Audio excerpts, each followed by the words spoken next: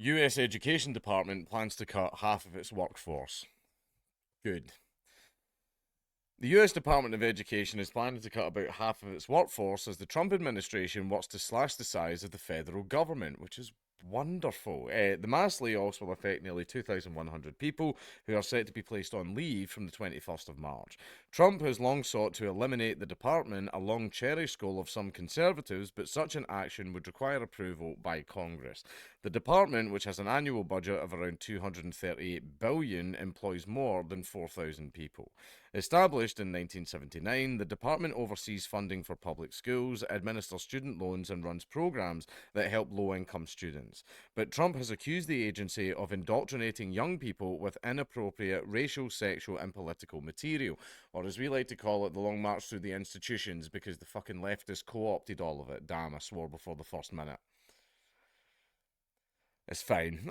But basically, yeah.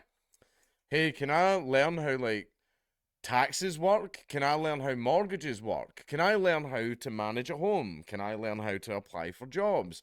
Can I learn how finances and interest and other such financial things work? Can I learn financial management, for example, so that I'm able to pay bills in my home? The best we can do is have your teacher tell you about how much they love cock and why you should too. That's not equipping anyone for any type of future career or how to get through the world. Right, you remember that everyone used to make the joke of, oh, how the hell do you apply for a mortgage? Mitochondria is the powerhouse of the cell, right? Now I don't know, but I know that my teacher likes to dress up as a dog sometimes. That's what it's become.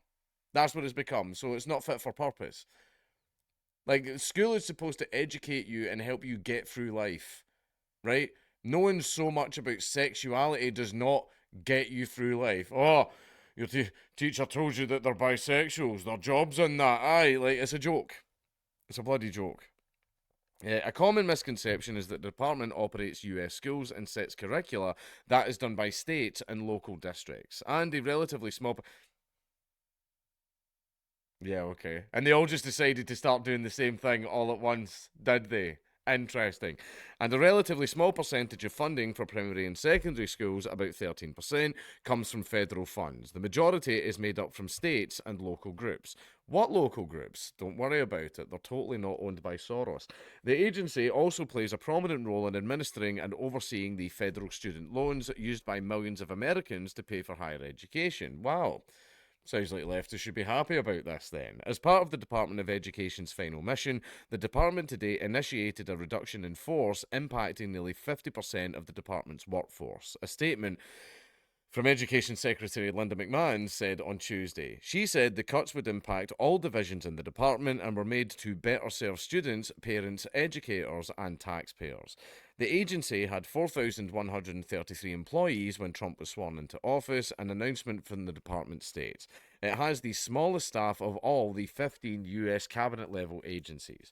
After the cuts, 2,183 people would remain, which included several hundred who retired or accepted a buyout program earlier this year, the agency said.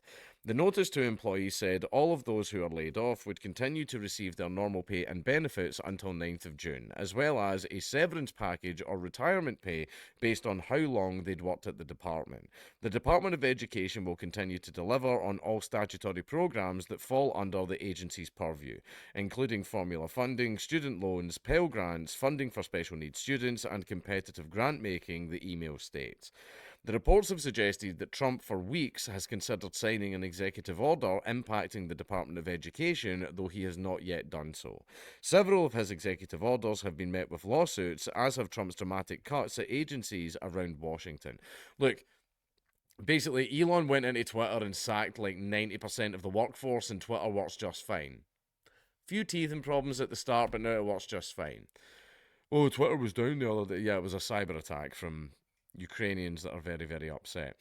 Several lawsuits have also challenged actions by the Department of Government Efficiency, DOGE, a team aiming to slash government spending that's being led by Elon Musk.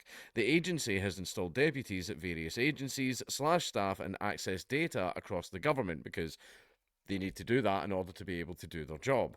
For decades, Republicans have floated the idea of axing the education department. When Ronald Reagan ran for president in 1980, he pushed for its dismantling. It hasn't been done because it would take an act of Congress to accomplish, which in the current makeup would mean Trump would need Democratic support. Many conservatives have pointed to decentralizing education and giving states and local governments more power, which I would love. I think that's great. I think that's an excellent thing. I think local communities and local areas should be in charge of what happens in those local communities and local areas. I don't think it should be decided by some fucking fat prick in an office in a big fucking fat suit, like hundreds and hundreds of miles away when that person's never even been to where you're from. Right, basically, if he's not been where you're from and he has no familial connections or anything to your area, then he doesn't give a fuck about your area. Yeah, the American Federation of Teachers, the nation's most powerful education union, condemned the cuts to the department in a statement. The massive reduction in force at the education department is an attack on opportunity that will cut the agency and its ability to support students, throwing federal education programs into chaos across the country. The union's president, Rani Weingarten, said. She calls for Congress and the courts to intervene. Okay, now, as we know, education, especially here in Britain, but also in many places in America, basically became leftist indoctrination boot camp. That is what it became. Now, schools should be completely politically unbiased, right? We had it over here. It was called Modern Studies. That's what the class was called over here, where you basically just learned about governments, what they were, how they worked, blah blah blah, and everything. And you could always sense that little bit of bias from your teacher.